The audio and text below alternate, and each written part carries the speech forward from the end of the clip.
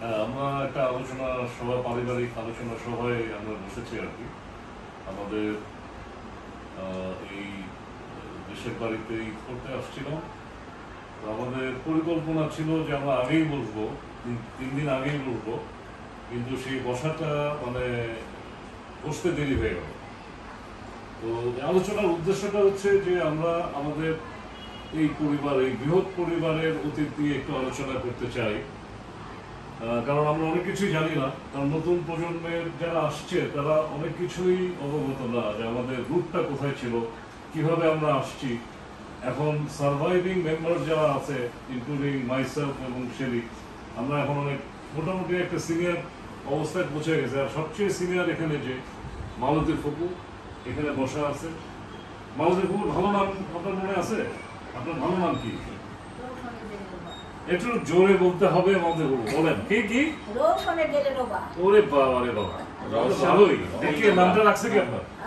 নামটা কি রাখছে? জ্যাঠুর নাম কি? নঈমউদ্দিন, মানে জামি কাকার বাবা, সেই নাম রাখছে। আপনি শিওর যে সেই রাখছে না অন্য কেউ রাখছে? আপনি কার কাছে শুনছেন? না, আমার নামও কি জ্যাঠুই রাখছে? এটা তো আমরা নতুন কথা বললেন। হাসান শিবলিকে ইয়ার দাদা রাখছে। আচ্ছা, এই ব্যাপারে আমি জামি কাকার কাছ থেকে একটা ব্যাখ্যা আশা করি। আচ্ছা বাবা, আমি তার প্রথম থেকে বলি। হ্যাঁ বলেন। আমাদের শান্ত একটু সামনে এসে সাউন্ডটা নেই, সাউন্ডটা শুনতে হবে। আমাদের মূল বাড়ি ছিল ঘোড়াঘাট। হ্যাঁ, ঘোড়াঘাট থেকে আমাদের পুরো ঘোড়াঘাটটা কোথায়? দিনাজপুর। আমাদের প্রথম যে আসছেন এখানে, ওনার নাম হলো বোসা ফরাবালি। বোসার ছেলে হলো দুটো, একটা হলো কুশাই, একটা হলো বোরহান। কুশায়ের ওয়ারিশ হলাম আমরা।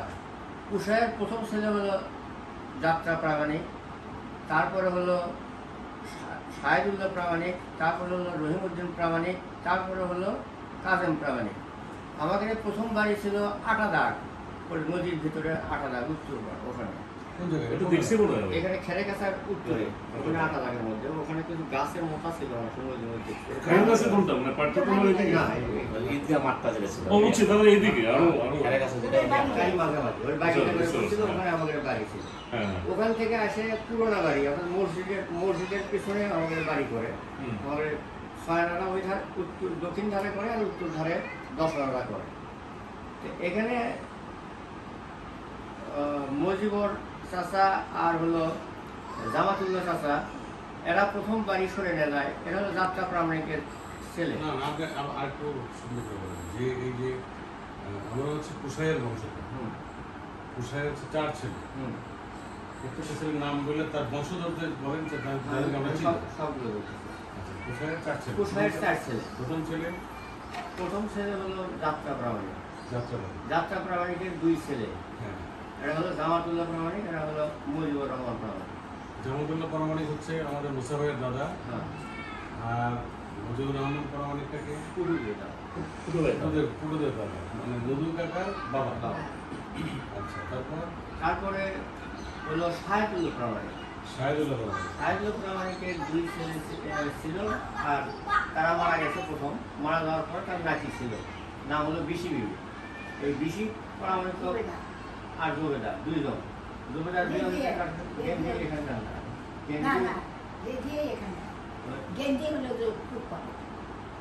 আচ্ছা টুক করে।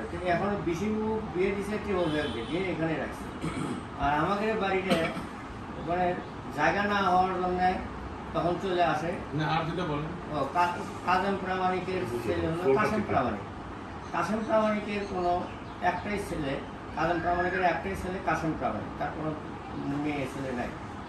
তো ওখানে আমাদের বাড়ির জায়গা সংকলন না হওয়ার জন্য ওই কাজেম প্রামাণিকের ছেলে কাসেম প্রামাণিক দিয়ে আমরা এখানে চলে আসি। আর জামাতুল্লাহ প্রামাণিক তার জমিটা ওখানে ওই মুজিবুর রহমানের ছেলেগুলো দিয়ে ওই পার চলে গেছে। আর আমাদের রহিমউদ্দিন প্রামাণিক আছে, এখানে বাড়ি করছে। রহিমউদ্দিন প্রামাণিকের 4 ছেলে 1 মেয়ে। প্রথম ছেলের নাম হলো মরম নঈমউদ্দিন আহমেদ, আমার বাবা। দ্বিতীয় হলো তোমার দাদার নাম, সেটা হলো ওসমান গনি। ওসমান গনি প্রামাণিক। তৃতীয় হলো মরহুম আইজার রহমান প্রামাণিক। তারপর হলো হ্যাঁ, তারপর হলো সুলেমান আলী প্রামাণিক। হ্যাঁ, এই কয়েকজনের মধ্যে সুলেমান আলী প্রামাণিকই প্রথম মারা যায়। সুলেমান আলী প্রামাণিক মারা যাওয়ার পর তার এক মেয়ে এক ছেলে থাকে। তারপরে মারা যায় হলো আমার এক মেয়ে এক ছেলে বলতে জাহানু কাকা আর রুলি মঙ্গলি ফুকু। হ্যাঁ, মঙ্গলি ফুকু বেশি আছে? না, মারা গেছে। মারা গেছে। আচ্ছা আচ্ছা তারপরে তোমার দাদা মারা যায়। আচ্ছা আচ্ছা। তোমার দাদা মারা যাওয়ার পর হুম তার ওয়ারিশ থাকে হলো তোমার আব্বা মরহুম ওয়াহিদ হোসেন হুম এবং তার 3 বোন। হ্যাঁ, 3 বার। হ্যাঁ, একটা হলো পারুল বুবু, একটা হলো রিনু বুবু, আর একটা হলো মালতী বুবু। 3 বোন। পারুল ফুকু মারা গেছে কত বছর আগে? অনেক দিন আগে, আমরা ছোট থাকতে মারা গেছে। তার মানে 62 পারুল ফুকুর মেয়ে তো হলো বকুল আপা। হ্যাঁ, একাই? একাই। আচ্ছা। তারপরে হলো আমার আইজার রহমান প্রামাণিক। আইজার রহমান প্রামাণিকের এক ছেলে এক মেয়ে। এটা হলো রুলি বাবু আসলে তার বড় মেয়ে, আর তার ছেলে কামার মা। কামার মা। আর তারপরে হলো আমার আমিরুজ্জামান পাশাপাশি। আর আমার সুলেমান আলী প্রামাণিকের হলো জাহানু প্রামাণিক, আর হলো ওই মঙ্গলি। এই আর আমরা বললাম আমার বড় মায়ের, আমার 2 মা ছিল। বড় মায়ের ছিল হলো মজনু কাকা নুরুল ইসলাম, ভালো নাম মজনু ভাই, নুরুল ইসলাম। তারপরে হলো রানী বাবু, তারপরে হলো ভাই। আমার আরো কয়টা ভাই ছিল, 5টা ভাই ছিল। তারা 2 দিনে মারা গেছে। ওই সেই সময় একটা জ্বর আসছিল, কি ছিল? সেই জ্বরে 2 দিনে একদিনে 2 জন মরছে, আরেকদিনে আরেকজন মরছে, আবার 21 দিন পর আরেকটা মরছে। এরকম ভাবে মারা গেছে। ছোটটা আর ছোট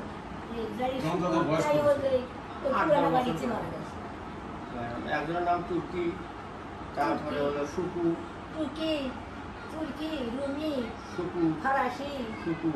সুকু হলো বড়, মজনুহের ছোট। ওগুলা কি ফুকুর মনে আছে? সব ছোট হলে নাম ওদের চেহারা মনে আছে আপনার? না, আমরা প্রথম।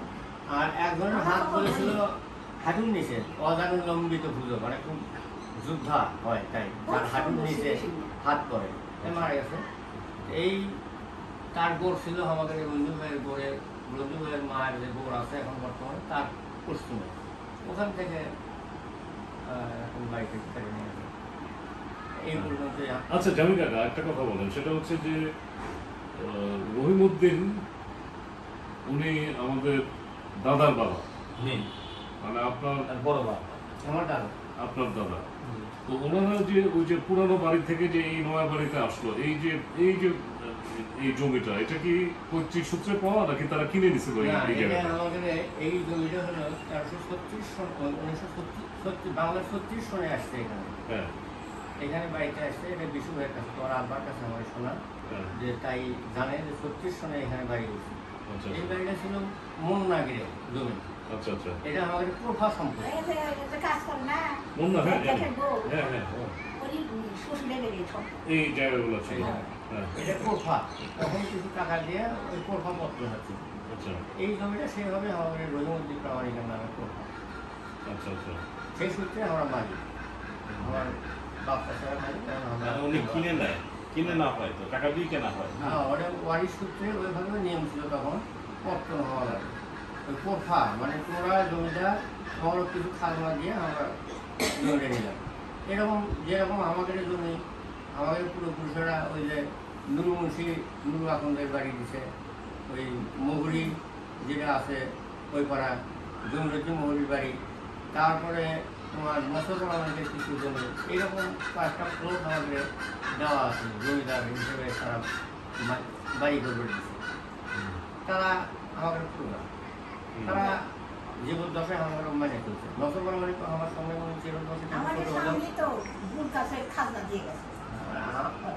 জমিরুদ্দিন মহুরিও আমার আপনি করে বসে, এখানে চেয়ার ছাড়া চেয়ার থেকে দাঁড়িয়ে থাকছে আমার সামনে বসে।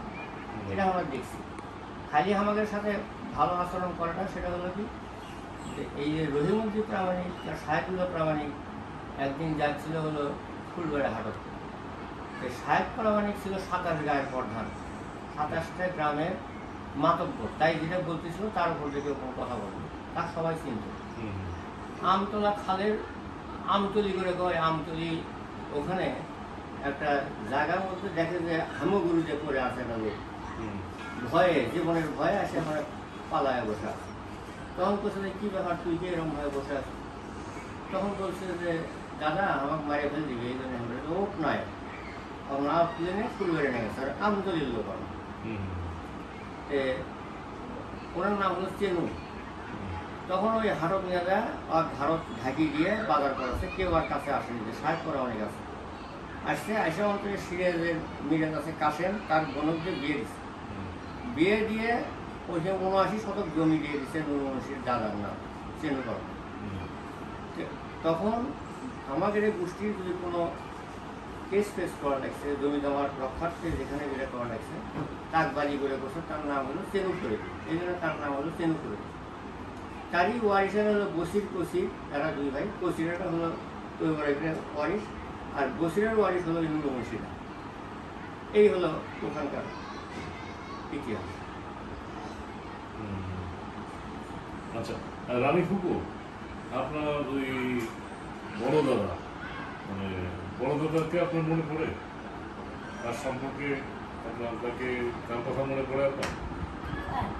আপনার বাবা কেমন ছিল? দাদা কেমন ছিল বলেন তো, দুই একটা কথা। কেমন ছিল আপনার? যতটুকু মনে করে ততটুকু থেকে আমাদের একটু বলেন, আপনার বাবার সম্পর্কে কেমন লাগে? কেমন, কোনো কিছু মনে পড়ে কিনা? কেমন ছিল? রাগী ছিল। আচ্ছা, রাগী রাগী রাগী ছিল, কাউকে কোনো দিকে বাড়িতে যায়নি, বাইরে বেড়াইতে। কিন্তু শৌখিন মানুষ ছিল খুব, আমি নিজেই দেখছি, খুবই শৌখিন মানুষ ছিল। মানে মহিলা মেসল বলে বাইরে সচেতন ছিল, তখন সবাই ভয়ে ভেতরে ঢুকে গেল আর বাইরে বেড়াই। আর বাবার জন্য সব দাদা তো আপনার যেরকম ইংরেজিতে দক্ষ ছিল, পড়াশোনা মানে বই টই পড়তো অনেক, এটা আমি নিজেই আমি জানি। বিশেষ সেন্দুর যা পড়ছে জানি। হ্যাঁ, বিষাদ সিন্ধু। হ্যাঁ, মাইকেল সুন্দর বলা ছিল। ইংলিশে তার খুব ভালো নলেজ ছিল। হ্যাঁ, ইংলিশে তার এই পড়াশোনাটা দাদা কোথেকে শিখলো বা কিভাবে, কোথায় পড়াশোনা করলো, কিভাবে?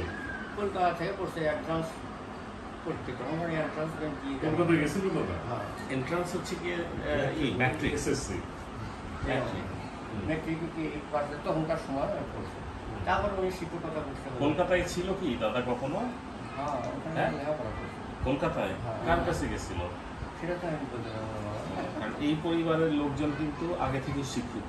ওই সময় আব্বাদের কাছে শুনছি কলকাতা থেকে ব্রিটিশ আমলে পত্রিকা আসতো হলো ওই বাড়িতে,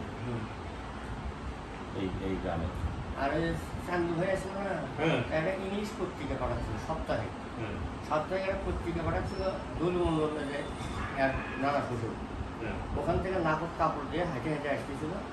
আসে মেয়ে ভাই করে দুই ভাই ওই বাঘা আমের গাছের তলে, ওই খানকার সামনে ওখানে পত্রিকা ঢুকছে, পড়ে আবার চলে গেছে। এটা আমার পায়। ইংরেজি পত্রিকা আসতেছিল। আমার বাবা আসলো কি খুব সাহসী লোক, আমার যেটা আমার ভয় টুকাছে, লেখাপড়া করছে, ইয়ে করছে, বাবার মতো সাহস নেই।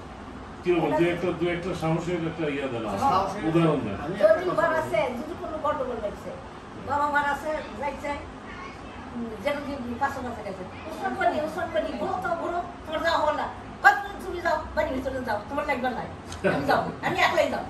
গেছে বাবা একলা ভাই যখন গেছে তখন আমার পাশে সব তারা ইতিহাস পুরো যে কাকার কাছেই শোনা, হ্যাঁ। মানে তোমার আব্বা তোমার দাদা কাকা করে করছিলাম, হ্যাঁ, তাই একবার আমার গাড়ি পাচ্ছিল। হ্যাঁ, কেন? ওই যে সাজি ভাইয়ের গাড়ি ওই মতো জমি নিয়ে আমাদের গন্ডগোল, ওখানে আমাদের 20 শতক জমি আচ্ছা, নিয়ে গন্ডগোল, পাশের বাপক মারে ফেল দিচ্ছে ধরে। আমার বড় ভাই মজনু ভাই আর হলো সবুজের বাপ, তখন মোয়েন ন্যাংরা দিয়ে বান্ধিছে হলো সাজি ভাইয়ের আর দুদু ভাই। বান্ধার পর ওখানে একটা গন্ডগোল সৃষ্টি হয়। পাশা ভাইয়া কয় যে তুই যা বাড়িতে লাঠি নিয়ে আয়, পাশা একটু হাসিতে মুখে। আমার ছোট তখন তো আসবে, আসে আমাকে গালাগালি করা শুরু করে দিল দিক থেকে। আমার করছিল যে সেটা বেটা কোটে হুম কান্দিসকে হুম আমি এই কথা আমার আমি আরো কান্দ তখন তাই আমার ঘাড়ত নিয়ে এই ঘাড়ত নিয়ে আমাকে সে এই আলমের কাছে চলতে মসজিদের কাছে মধ্যে ঘুরে নিয়ে আসে আবার ঘুম মারা হুম আমি তার সাথে নামাজ পড়ছি তাই আমার ছাড়া ভাত খাইনি তার সাথে করে আমার সাথে করে ভাত খাওয়া আছে এটা হলো তোমার দাদার স্মৃতি আর বাবা আর তোমার দাদা হুম টার্গেট ছিল যে এই করোনা বাড়ির কেনা ভাত না খেয়েছে আমাকে ভাত না খেলে তোমাকে ভাত নিছে না হলে ওই হচ্ছে চা নিছে নিয়ে তারুক দিয়ে আসছে ভাত কেনা না খেয়েছে রোজ করে কেনা আছে তারুক দিয়ে এসে তারপরে নিয়ে যাচ্ছে আর তারাটা গেছিল কাজের লোক যখন কাজ করছে হুম এই কাজের লোক তোমার দাদি বলছে যে অর্ঘ কাকে খাবার দাও ভাত অরক ছিলে তারপরে আমার মা বাবা খাবার সেই অভ্যাসটা আমার আছে হুম এটা খবর কেটে তো আর আগে তাই কিন্তু আমি তো জাহানু ভাইয়ের বাপু দেখিনি মারা যাওয়াতে আমি যাই না কিন্তু যেদিন রুলিবাবু মারা যায় হুম আমাদের বারান্দার একটা হেলাঞ্চি ছিল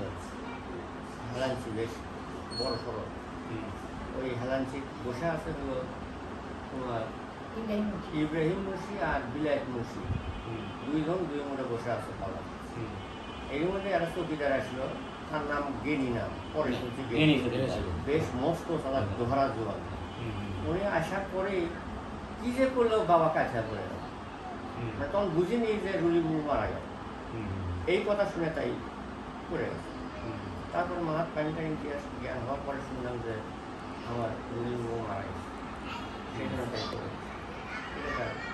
আর বাবা সবসময় তোমার দাদা কন্ট্রোল রাখছে কারণ তাই এটা কোনো কাউকে কোনো ছাড় দেয়নি আমাদের একটা গল্প শুনছি তোমার দাদার মুখে সেটা হলো কি রহিমউদ্দিন প্রামাণিক গেছিল হলো ওই রহিমউদ্দিন তরফদারের কাছে সেটা হলো রণা তরফদার করে ডাকলাম রণা তরফদার হলো বাটু মুন্সির দাদা কারিগরের গোষ্ঠী এখন ওখানে যায় আমার দাদা মারছে কামাল তুলতেছিল সে কামাল তোমার কাটে দিয়ে মারছে এই কাটে দিয়ে মারাতে মাথা আঘাত পেয়েছে শক্ত আঘাত পেয়েছে এই কথা এরা শুনছে চার ভাই তখন চার ভাই গেছে ওই সাহেব পরামানিক এরা সব গেছে এরা ওই ইয়ে যা আছে বজলারা যা আছে জমিরুদ্দিন মন্দিরের বাড়ির সামনে একটা বাড়ি করছে নতুন তখন গ্যাসের গ্যাসের মন্দির প্যাকেট ওখানে বাস গাছছে ওই বাস তুলে নিয়েই ওখান থেকে চলে যাচ্ছে ওই সাত পরামানি আশাইটি ডাকছে কেস পরামানি আরও কয়েকজন লোক সাথে করে নেয় তোমার দাদার সাথে করে নিয়ে চলে গেছে ওঠে না এটা জিনিসটা বুঝি নাই আমি কারণ আপনার কে মারছে কাকে আমার দাদা রহিমউদ্দিন তাকে মারছে তাকেই মারছে আর রণা তরফদার আর গেল কারা এই গেল হলো রহিমউদ্দিন এই চার ভাই এরা চার ভাই ভাসতে গেলে মধ্যে তোমার দাদা আর কি কেস ভাই আছিল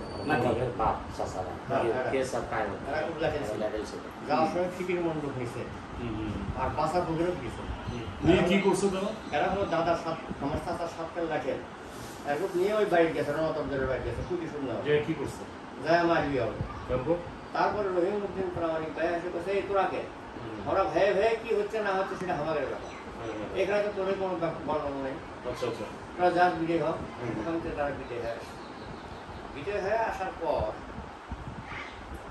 এখানে যখন তারা পরিকল্পনা নিচ্ছে যে এর প্রতিশোধ কি হবে তখন বেজি মনে করে কয় গোদাগাড়ির এক লোক আছে তাকে কেমন যাওয়াই হয় তারা 8 বিঘে জমি নিয়ে গন্ডল ওখানে রণতন্ত্র বলছে যে ওই 8 বিঘে জমি আমি পাট কাটি তখন রহিমউল্লাহ প্রামাণিক হলো বাবলু মোল্লার দাদার নাম ওই রহিমউল্লাহ আর এই রহিমউদ্দিন হলো দোস্ত ওরা ঘোড়া নিয়ে এসে একটি ঘোড়া বাঁধেছে আমার দাদার সাথে গল্প করে আবার চলে গেছে ওই রহিমউল্লাহ ডাক দেখছে যে শোনো ওই রণতন্ত্র ওই মারামারি নিয়ে আসা লাগে আর আমরা এখান থেকে কয়েকজন যাবো কিন্তু সেটা জানো না জানে না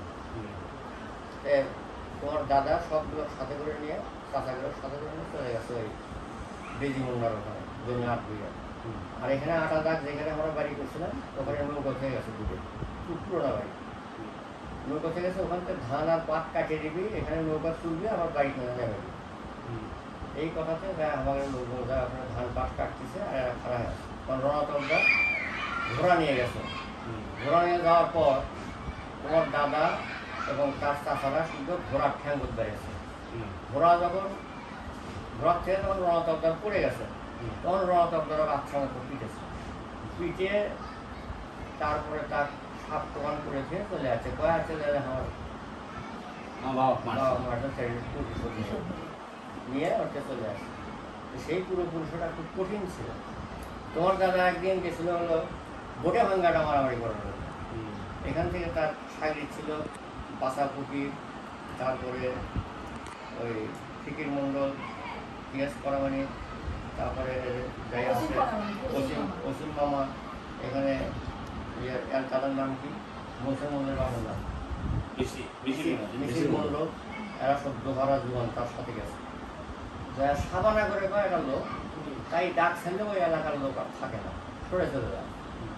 তখন কাকারা এক সাইডে দাঁড়াছে আর খাল আছে মাঝখানে, খালের অঙ্গরে দাঁড়ানো আছে। এখন ওখান থেকে এক মাস্টার যা বলছে যে তোরা যে মারামারি করবে আসিস সাবানা, এই যে দেখ তো এর যে পরিস্থিতিটা কি, এরা যে ভাই ভাইসতে দাঁড়িয়ে আসে কি হবে, তো আর খারাপ হবে, এরা এক পাও নড়বি না। তখন ওই লোক খাল্লা মধ্যে হাতের মধ্যে হাতের মধ্যে দিয়ে নিয়ে কাটার এগুলো তো আপনাদের শোনার কথা। এই তোমার দাদার শোনা, দাদার মুখে শোনা।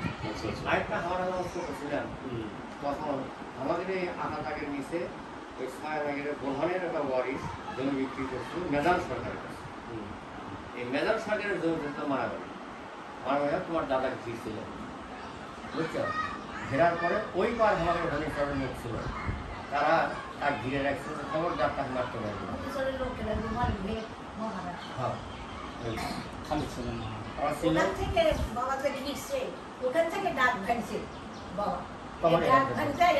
বুঝতে পারছি যে আগে জমি জমা নিয়ে এসব হয়েছে, তো আমরা আলোচনা ঘুরাই দিচ্ছি। হ্যাঁ বুঝতে পারছি যে তারা খুব শক্তিশালী ছিল, এসব করছে। আমরা এইসব ব্যাপারে খুব একটা আগ্রহী না, এই মারামারিতে আগ্রহী আমরা কম। না সাহসী লোক ছিল এটা বলতে পারি। আবার একটা কথা কি, যে এই কথাগুলো তো তারা বলতে পারবি, বন্ধুরা বলতে পারবি যে বড় ভাই যখন জেনে নিয়েছিল সেটা তাই ফেস করছে। আর একটা জিনিস কি, তার সাথে আমি যে নানির বাড়িতে গেছি, ঢাকা মামার বাড়িতে গেছি, ওখানে বাস পড়ে থাকছে পাতাল ভাই, ওই তার হাতটা মোটা লাঠি ছিল, বাস ফলটা করা বাস কাঁচা, ওই বাসদের বাড়ি মারার সাথেই বাস উঠে গেছে। হ্যাঁ তাই বলছে বাবা দেখ আমরা আরো করলি এই চট্টগ্রাম মারল। হ্যাঁ তাই করে দোয়া শিখেছিলাম আমার মনে নাই। কে শিখেছিল? আমার দাদা। না ইনসানা জিলজালা মালাহা এটা হলো আপনার ওই চোখ পাখি যখন আসে সেটা। আর উনি দোয়া শিখেছিল যে ওই দোয়া দিয়ে জেন যদি তার সামনে পড়ে জেনে বলে আটকে দিয়ে আসছে, যতক্ষণ পর্যন্ত ছেড়ে না আসে একসঙ্গে বোঝা যেতে পারে। আমার কাছে দোয়া শিখেছে তখন আমার খালার পাই দিয়েছিল, খালা তো এই বাড়িতে নিয়ে গেছে। আর বড় ভাইকে বাবা কি করছে, ওই বাক্সে উঠে এক মুলো ভাই আর এক মুলো বড় ভাই, আর বাবা কিছু মরতে এটা একজনের আগে আগে বলে দরগা ঢুকুস করছে।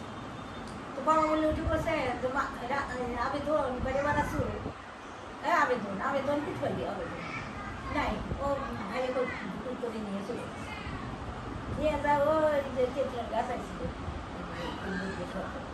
তেঁতুলের গাছ আসছিল ওই সময় নিয়ে গেছে ওই বুড়ো, ছেলে নিয়ে গেছে ওই বুড়োটা এক মায়ের করতে, ওই এক মায়ের এক বেটা শিক্ষিত করেছি। আর এদিকে তো বাড়ির সব উঠিয়ে ফাটিয়ে নাই চলে আছে, নাই হয়ে গেছে। তারপরে কি করছে, ওই ঘুরে নিয়ে এসে যে আমের গাছ ছিল, ওই গাছটার সাথে বড় আমের গাছ আছে, আলোর আমের গাছ, ওই গাছটা বাড়ির মানুষ বলে উঠিয়ে ফাটিয়ে না পায় না, তারপরে তাই চলে গেছে।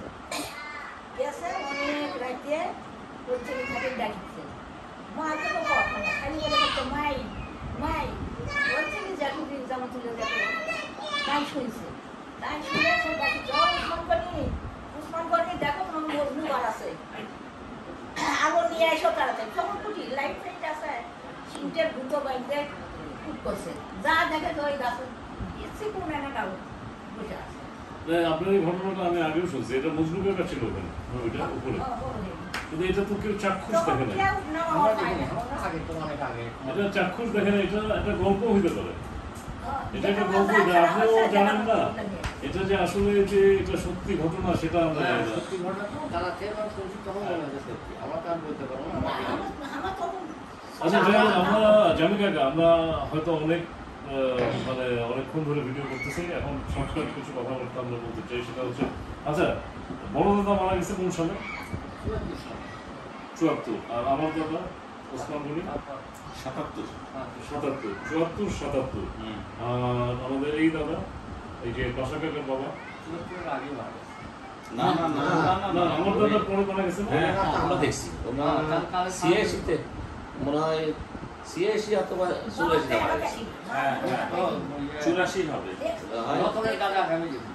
না রতনের দাদা না, মানে 3 বছর পরে মারা গেছে। নাসিম শামীমের তার পরে মারা গেছে। দাদা। একটা জিনিস, এই যে পাশা কাকার বাবা, হ্যাঁ, বারান্দায় একটা চৌকিতে বসে থাকতো আর ইংরেজিতে কথা বলতো। ম্যান প্রপোজেসটা বিস্তার না জিনিসটা, যে ম্যান প্রপোজেস গড ডিসপোজেস, এটা মুখস্থ হয়ে গেছে এটা আমার। পরে জানলাম যে এটা হলো শেক্সপিয়ারের নাটকের একটা ডায়ালগ। এটা উনি তাহাল কালে ওই সময় পড়ালেখার মান কেমন ছিল, শেক্সপিয়ারও তারা পড়ছে ওই সময়। আবার টাইপিকেটারি চাকরি করতে যায়। হ্যাঁ টাইপিকেটারি চাকরি করতে যায়। হ্যাঁ, ম্যান প্রপোজেস গড ডিসপোজেস, মানে মানুষ যা ভাবে আল্লাহ ভাবে আরেক। তাকে দাদা ছিল তো অনেকটা ইন্ট্রোভার্ট, কারোর সাথে কোনো যোগাযোগ এখন কারোর সাথে কথা বলতো না, আর 3 ভাই আচ্ছা, গল্প এনারা লেখাপড়া করছে কোথায়? এই আমার দাদা ছিল না, আমার দাদা ছিল সাংবাদিক পেশা। করে নাই, কিন্তু ওনার যে হাতের লেখা এত সুন্দর হাতের লেখা, ইনস্টাই কোরআনে হাফেজ ছিল। কিন্তু কোথায় পড়ছে? এই গ্রামে তো স্কুল ছিল না। না না মক্তবে ছিল? না আমার সাথে বলি যে আমার যে 2-3 দাদা ডিফারেন্স বাবা মাওলানা যেটা আমরা দেখছি তখন বড়, আমার বড় দাদা ছিল সফিস্টিকেটেড অ্যারিস্টোক্রেটিক, তার শার্ট মানে এই পরিবারের মধ্যে কারো কাছে নেই।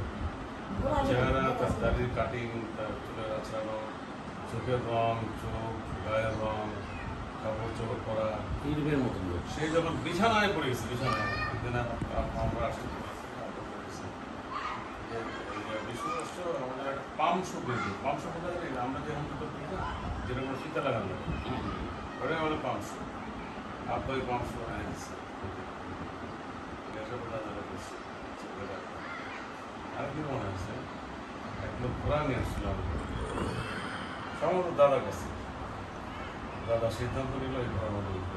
দাদার বয়স তখন 85 পার হয়ে গেছে, তোমার 3 পার হয়ে গেছে। তারপর সে আমি দেখলাম আব্বা না করছে, জি এই ঘরের মধ্যে যেন উঠবেন না, এমনি কাছে যায় ঘোরার মধ্যে উঠবেন না। আব্বা পাশে দাঁড়াচ্ছে, আব্বা ছিল বড় দাদার মধ্যে একটু ভীত বন্ধ। তো দাদা বলল কি আয়না, স্ট্যান্ডার্ড আয়না, আয়নার সুন্দর করে ঠিকঠাক করে ব্যাগ ব্রাশ করে আমি দাঁড়াচ্ছি, ব্যাগ ব্রাশ করে কাপড় চোপড় সব ঠিকঠাক করে ঘোরা হলো। এখন উঠতে পারেন লোকের হেল্প করতো, একটু যেতেই দাদা পড়ে সবাই দৌড় টোড় দিয়ে আমাদের বললাম। তারপরে আপনার বারবার দাম করছে উঠেন না উঠেন না, কোনো কিছু ভাঙে রাখেন নাই। কত সালে? এটা হবে তো আমাদের উনি যদি 74 মারা যায় তাহলে তার আগে সম্ভবত 74 মারা যায় না। কেন ওনাকে এই ওখানে বসে চেয়ার ছিল, ওনার একটা বই পড়তে আমি দেখছি। হ্যাঁ হ্যাঁ 74 না, দাদা মারা যাওয়ার ফলটা হচ্ছে উনি আমার দাদা মারা যাওয়া কিছুদিন আগে, বছর খানিক আগে। মানে নানা বছর মানে দাদার পুরো ইতিহাস আমার মুখস্থ।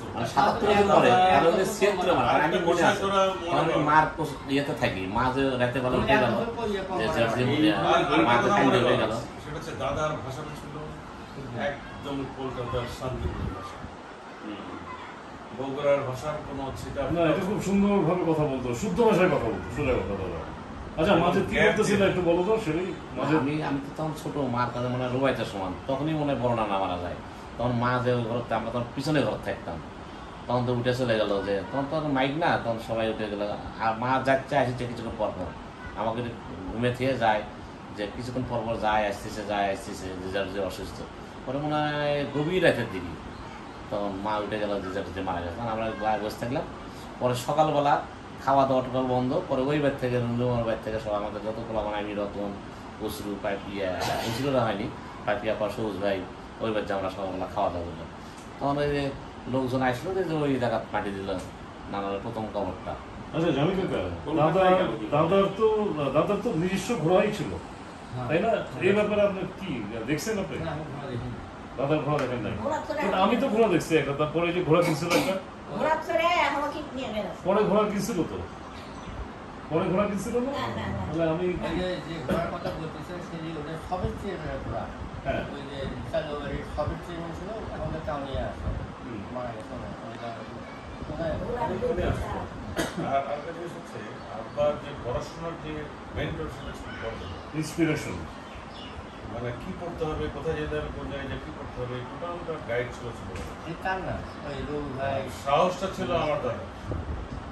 আরেকটা আমি গেদুরের কাছে একদিন গল্প শুনছি, যে নানা যদিও অশিক্ষিত ছিল, এই গেদুরের শুরু করে, তারপরে গ্রামের যত শাখা নানা শুরু করে, যেগুলো পড়ার জন্য স্কুল কলেজে কেমনে পড়তে হবে, নানার অবদানটা বেশি। আর ওই যে মাঝে মাঝে কথা বলে যে মানুষের খাওয়ানো আর মানুষের যা খোঁজ নেওয়া, এই নানা আর ওই নানা যতই হোক, বড় নানা যেটা, ওই যে জামতুল্লাহ নানা, এই জাকাত ফাতের টাকাগুলো সব নাকি একটি তুলে, যে কোথায় পড়তে পারছে না, কে ভার্সিটি পড়ছে, কে কলেজে পড়বে, এই টাকাগুলো তাদের বন্ধ। আর মানুষের খাওয়া খরচ, মানে কোথায় কে না খায় আছে ঈদের সামনে, এই জন্য এগুলো দেয়। স্বাভাবিক ভাই যে আমি যদি দাদা না থাকতো, তাহলে আমি এদের মধ্যে আসতে পারতাম। আচ্ছা, মালতী বাবু, আপনি আব্বার থেকে কত বছরের ছোট ছিলেন? আপনি আব্বার থেকে কত বছরের ছোট? আপনি তা আপনি আব্বা যখন পড়াশোনা করে এখান থেকে চলে গেল, তারপরে বিএ পাস করলো, হেডমাস্টারি করলো, এগুলো ব্যাপারে কিছু জানেন? মনে আছে আপনার? তুমি আচ্ছা, বাইরে খালি আসলে পাস করছে, তখন বাবার তো খুব ভাইয়ের অসুস্থ, সেই অবস্থায় ম্যাট্রিক পরীক্ষা দিয়েছে। আব্বার তো টাইফয়েড হয়েছিল, শুনছি আমি। টাইফয়েড হয়েছিল, ও ফুলবাড়ি তখন মাস্টারি করে। হ্যাঁ, ফুলবাড়ি স্কুলের মাস্টারি করে, ডেমাদানি স্কুলের মাস্টারি, ডেমাদানি স্কুলের মাস্টারি করার পরে তখন বাইরে খালি তুমি ছিলে, হ্যাঁ, বাইরে খালি তখন ভাই। আমি একটা জিনিস জানতে চাই, যেটা আমার দাদার কথা বলে, তখন সেই দাদার রুটিনটা কি ছিল? সকালবেলা ঘুম থেকে উঠে কি করতে পারলে, এগুলো মনে আছে আপনার? দাদার রুটিন, মানে সকালবেলা ঘুম থেকে উঠে থেকে শুরু করে রাত পর্যন্ত কি খাইতো, কি করতো, কি খাইতো, সারাদিন কিভাবে চলতো? সকালবেলা কটার সময় ঘুম থেকে উঠতো? বেশি বড় না। সকালবেলা কটার সময় ঘুম থেকে উঠতো? না, সকালেই উঠছে, সকালে ফজর নামাজ পড়ে আর ঘুমায়নি? না, আমি নামাজ পড়ছি, নামাজ পড়ে বেড়াচ্ছি। রাত্রে এসে আমার কি খাবার তুমি দে, ও কি খাবেন তাই দে। আপা না, আমার দাদা। না না না, দাদা বলছে আপনার বাবার কথা বলতেছে, সে কি খাইতো সকালে? বাবার তো কোনো ডায়াবেটিস হলে কিছু আছে না, যা আছে সব খাচ্ছে। সকালে কি খাইতো? সকালে ভাত খাচ্ছে, ভাতের সাথে কি? ভাতের সাথে তরি তরকারি দিয়ে হচ্ছে বকরা ছানা দিতে ডিম ভাত আমার স্বাভাবিকভাবে যে পাকটা হচ্ছে না সংসারে, সেটাই খাচ্ছি। কিন্তু তাই রাত থেকে উঠে কামলা করে খুব ভোরে কামলা সকালে নামাজ পড়ে বাবা জমিতে তাই গেছি। আমি নানা যেটুকু নাস্তা রাখি, হ্যাঁ, তারপরে এখানে নাস্তা করছি। তারপরে আসে আমার নাস্তা করে পরে তখন খালি নতুন, হ্যাঁ, নতুন খাওয়া। নকুল, হ্যাঁ, নকুল বলতো। আমি 2 নানার সাথে 3 নানার সাথেই তো বেড়েছি, আমার আমার মনে আছে। বাবারা 3 ভাইয়ের কোনো দিন ঝগড়া কাইদে কিচ্ছু না। এ বাবা যখন করে থাকলো, যেদিন দিল মাথা খারাপ হয়ে গেল, বাবাও তো পেশাব করে কিডনি ধরে নিয়ে একই দিকে নিয়ে রাস্তা উঠে যাচ্ছে, একই দিয়ে কোলাতে যেটুকু এখন বাইরে করছেন, এই পান বুঝছে, এই একটু আমাকে বন্ধ কর, বাবার হাতে নাকি নাকি দিতে যেটু দিয়ে আবার আপনি তোমাকে নাকি নিয়েছি বাবা ধরে, আমি আর আমার বোন যেটুকু ধরে ধরে কি করে হাসি উঠে জীবনে কোনোদিন ওরা মারামারি করেনি, তারা মারামারি করেছে। মানে তখন মানে ওর এজে যে একটু মানে মাথা সমস্যা হয়েছে, সেল ছিল না। আমার দাদা পায়খানা করে অস্বস্তি করতো। আমরা হাসতে হাসতে সুরা ইয়াসিন পাঠ করতেছিল ওই অবস্থায়, কিন্তু তার কোনো ভুল হয় সুরা ইয়াসিন অনর্গল পাঠ করতো। হাটক গেছি, না, আমার ধারণা দাদা এক্সট্রিম ডায়াবেটিস ছিল। সেই চিকিৎসাটা হয় না। ভগন্দরের ব্যায়াম চেকআপ হয় নাই, চিকিৎসাটা হয় না। ভগন্দরের ব্যায়াম নানা ভগন্দরের ব্যায়াম ওই যে রাস্তাটা ছিল, রাস্তাটা যখন ছিল কাঁচা রাস্তা, আমার তো মনে আছে গোলমন্দির পাতা করে খায়, গোলমন্দির পাতা এই একটা হাতের মধ্যে নিত, নিয়ে এই ডলতো, দেখা আমাকে একটু খাওয়াতো রস, তাইও খাইতো, খাই গোলমন্দির পাতা। দাদা কি খেলে পছন্দ করতো? আমার তো দাদার পছন্দের খাবার কিছু বাবা আমি খেয়েছি। তা বিশেষ করে কি খাওয়ার পছন্দ ছিল? দুধ, দুধ তার খুব পছন্দ না দুধ সবজি? হ্যাঁ তার কি পছন্দ ছিল? দুধ, দুধ খাইতো সে? দেশি মুরগি খাইছে, মুরগি খাইছে, এখন তো সবই দেশি মুরগি। দেশি কোনো ব্রয়লার মুরগি নেই। দিলে মুরগি নেই। মুরগি খাইছে। নানা শুদ্ধ ভাষায় কথা বলতো। বাবা গাই ফেলছে, হুম। বড় গাই ফেলছে, আমার চাষার দেশে গাই পানা সকালে বানিয়ে দিচ্ছে, আমার মা দুধ আর তেল খেয়ে দিছে। ওই যে তোমার চাষা আসবি, আসলে পরে তোমার চাষা খাওয়ার পরে এই দুধ খাওয়া সব ঘুরে থাকছে। চাষা আসছে ইয়ের থেকে এসে ওই বাকি ওরে কাঁসালাটার বাকি এসেছিল, কাছি করে দুধ ঢাইলে সরষে দিয়ে গ্যাসের তখন আমরা খাবো। আচ্ছা মাহবুবু বলেন, এখন যে এই যে আমরা যে অবস্থায় আছি, ইন্টারনেট যুগ, টেলিভিশন, তারপরে এই যে মানুষের হাতে যে খালি এগুলা, তো আগের জীবনটা ভালো ছিল না এখনই ভালো? কোনটা আপনার মনে হয়? এখন এই যে দেখেন শান, এই যে টাইলস মাইলস, আগে তখন তো মাটির ঘর ছিল, সব ছিল। ও তখন যেটা আছে সেটাই আমাদের কাছে ভালো ছিল। কারণ কি বলেন? তাও ভালো। তখন তো যে ফ্যান চলতেছে, ফ্যানও ছিল না, কিছুই ছিল না, আলো ছিল না। তাও শান্তি পাচ্ছি। কিন্তু তখন আমার মানুষের সহ্য গুণ ছিল বাবা। আচ্ছা এই যে বাতাস ছিল না, পাখা দিয়ে বাতাস করছে, তখন মানুষ কোনো সহ্য গুণ ছিল। তাই, হ্যাঁ। আর শান্তি তখন এত গরম লাগতো না। কারেন্ট নাই, কি অবস্থা, আর তাও তারা শান্তি। কি ভাই তো তখন রাত্রিবেলা তো তাড়াতাড়ি ঘুমায় যেতেন, তাই না? ঘুমাই গেছে, ওটা রাত্রে ওই গলার কাছে সব লোকজন আসছে না, হুম। আসে ওদের খাতার মধ্যে বসে গল্প করছে না, হয়তো বাড়ির গল্প। ওই খানকাটা আমিও দেখছি, ওখানে খানকাটার মধ্যে যে গল্প হতো সেটা আমি ইনকা গরম মনে আছে। পছন্দ হয় না। ওইখানে একটা আম গাছ ছিল, বড় আম গাছ ছিল। আগুনের যে তোমার দাদারা তিন ভাই হঠাৎ থেকে হ্যাঁ। কেউ কোনো সময় একলা একসাথে আসে। নৌকা যখন গেছেন তখন গ্রামের লোক এসে আমরাও গেছি নৌকা এই বুড়াখান দিয়ে আপনারা কি সারাকান্দি যেতেন? সারাকান্দি, নাকি ফুলবাড়ি, ফুলবাড়ি? নাওদাওয়ালা। এই নৌকা নিয়ে যেতেন? নৌকা নিয়ে। এই 4 বাড়ি থেকে 4টা নৌকা ছিল না একটা? সবার বাড়িতে নৌকা ছিল। সব বাড়িতে নৌকা ছিল, সবাই নৌকা বলতে যান। নৌকা তুলছে, ওর চিনে হয়তো ওই যে জ্যাঠুদি হয়তো যাওয়া আছে, সে তার এই চিনে জ্যাঠুদি গেছে, বাবা গেছে, আরো ঘাটে ঘাটে বসে দাদা আছে। পাঁচশোর মধ্যে একটা নৌকা ছিল। পাশাঘাতের নৌকাটা আমি দেখছি। হ্যাঁ, আমাদের নৌকা ছিল। নানা নানা কিন্তু ওই যে হামি হুমি করে কথা বলে না, বা আমাদের যে নানা আমি খেয়াল করছি তো, আর নানা সবসময় শুয়ে থাকে নৌকা, বড় তুলকা ছোট তুলকা ফু দিত, আমার লোক দেখে নিয়ে ফু দিত। আর কত করে জিনের কথা বলে যার মা না, এই যে দুকনি করে পায় সিরিজ রাইড বেটি দুকনি করছে যে ও দাদা দাদা করে করছিল। হ্যাঁ দাদা নাকি মানে ওই আম পুরে বলে যা জুয়ান ছিল, খুব জুয়ান ছিল, আম পড়তো। মনে আছে আপনার ভিটামিন গাছ ছিল একটা নতুন আম করা, ওই কি বেন দেখছে সাপ না টেকা দিয়ে এই ভয় করছে আর ডুবে গেছে, তারপরে সাপ বাড়িয়েছে না। তারা কথা এটি আমাকে বাইর দিয়ে তুলছে, ওই ভয়ে সিকির মারছে। নানা কাঁচা লাঠি আসছিল, লাঠি কোন জায়গায় দেখছে, দেখি লতার কবর দিছে, এইরকম করে ঘুরতেছে এই বাড়া কোন জায়গায় গেল কম লাঠি দিয়ে গাছত বাড়িতে কামড়া। এই যে হাসান আলীর বাপ গাছের চলে আম খাচ্ছে জুট করে, ওই দেখলে দুপুরবেলা এই হাসান আলীর বাপ এই কুকুর বেঁচে আছে। ওই মনে করছে যে ও কি বেল নানা আসলে দেখে উনি কে কয় কি ও জ্যাঠুজি গো আমি এনা চুরি করে বাড়িতে আম খাবো কোথায় খাবো কা। আমাদের এই যে 4 বাড়ি থেকে গরু ছিল, পালা গরু, প্রত্যেক বাড়িতে ছিল। এটা কি হালের গরু নাকি দুধ খাওয়া গরু? আমাদের কোনো হালের গরু ছিল না। আচ্ছা। তোমাদের হালের গরু ছিল, আর তোমার ওই বড় দাদা খালি আগে খাই একটা করে না না দোয়া দরুদ সবসময় করতো, সবসময় দোয়া দরুদ করতো, শুদ্ধ ভাষায় কথা বলতো, দোয়া দরুদ করে মানুষের দান খরাক করতো, নিজেরই যে খাবার নাই খাইয়া দেওয়া যা থেকে আজ বলে আল্লাহ আসে, এই কথাটা নানার কাছে। একবার আমি কাঁঠাল বেল কাজ দিয়েছিল তাই না মা, কামলাকে কাঁঠাল শিলনি ধরে আমার পেটে ধরে দিয়ে এত বড় কাঁঠাল ভাঙিয়ে দিয়ে খা খা খা খাইতে খাইতে খাইতে খাইতে কাঁঠাল খাই আমরা আর একবার আর কাঁঠাল খাই না।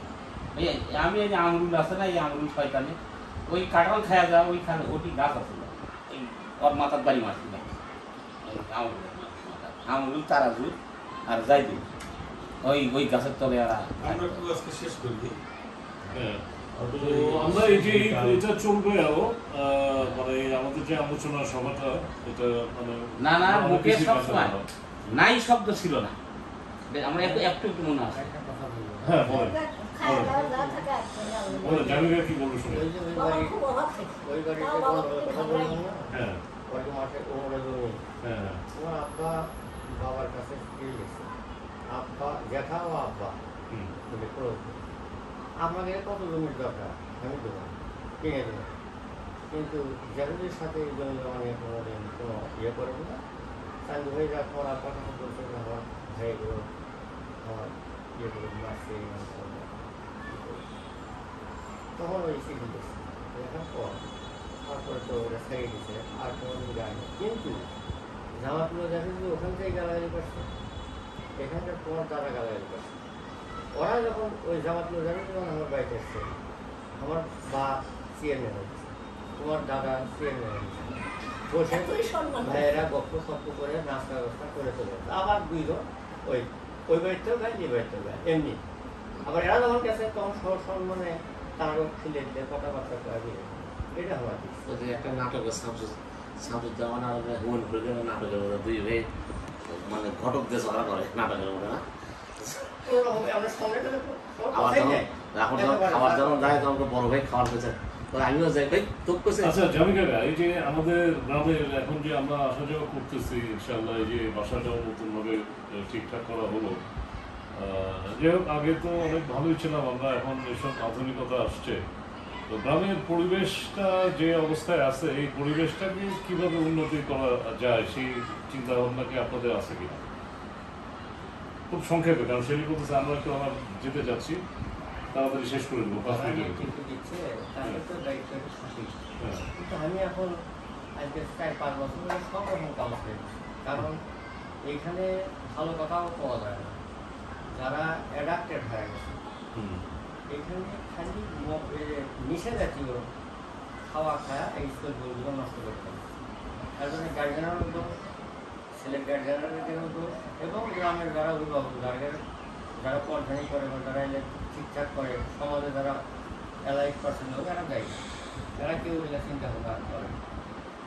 আচ্ছা, এরও উদ্বুদ্ধ করা তাহলে বেসিক্যালি আপনার এই গ্রামের যে যারা আপনারা যারা গণ্যমান্য ব্যক্তি আছেন উপরে যারা ইয়ে করেন তাদের কোনো করণীয় কিছু নাই এই আছে, কিন্তু তারা এখন আস্তে আস্তে যাত্রা নিয়ে সেই ব্যস্ত হয় বাস্তব নাকি বলা রাজের তোমার বক্তব্য কি, গ্রামের যে পরিস্থিতি এখন এটা কিভাবে উন্নতি করা যায়? এটা আসলে সবাই মিলে যদি বসে ওই ঈদগাহ মাঠেরও যাই হোক ওরা আরও কয়েকজন যারা যারা লিডার পার্সন আছে ওরা বসে উদ্যোগ নেয় যে আসলে ছেলেমেলে লেখাপড়ার সুযোগ সুবিধা, বিশেষ করে একটা খেলার মাঠ, ঈদের মাঠেও যে আলোচনাটা হলো যে মাঠে কিছু খেলে এটাও বন্ধ করার জন্য চেষ্টা, এত করে ছেলেমেলেগুলো আরও বিভ্রান্ত আরও নষ্ট হওয়ার একটা উপক্রম, একটা খেলার মাঠের জন্য ব্যবস্থা।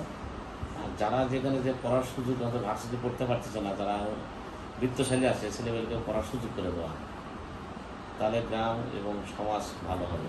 এই ছাত্র বিভিন্ন স্তরের ছাত্রগুলো গার্জে নিয়ে বসে এরা তো ভবিষ্যৎ গ্রামে এরও যদি আলোচনা করে এরও ইনফ্লুয়েন্স করে এরও যদি উদ্বুদ্ধ করে এই ভালো কাজগুলোর মধ্যে দেওয়া যায়, এর ব্রেনটা যদি ভালো মতো দেওয়া যায় তাহলে এই গ্রামটা না, সেটা তো আপনারাই এখানে গ্রামে থাকেন, আপনারাই গ্রামে থাকেন করা দরকার। এবং এর চালিকা শক্তি, এখন এই কাজগুলো তো আপনাদেরকে কোঅর্ডিনেট করতে হবে, মানে সবার সাথে ইয়ে করে যে আপনাদের কথাই শুনে মানুষ, এবং এই যে ফ্যাসিলিটিস দেওয়া যে বলতেছে মাঠ নাই, গ্রামে মাঠ নাই, এখন যেটা আপনি বলছিলেন যে মাঠের মানে ঈদগাহ মাঠে যদি খেলতে দেওয়া হয় অসুবিধা কোথায়, বা এই আলোচনাগুলো দরকার আসলে।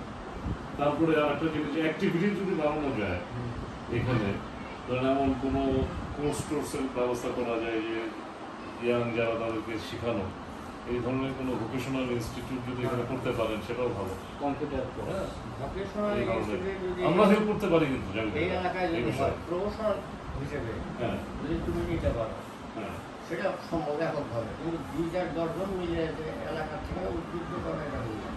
কেউ যদি কমার্শিয়াল হিসেবে নেয়, এটা স্কুল করুক, এখানে চলবে, ছাত্র করুক, সবই হবে, তার মাধ্যমে সবগুলো ধরা ধরা সম্ভব।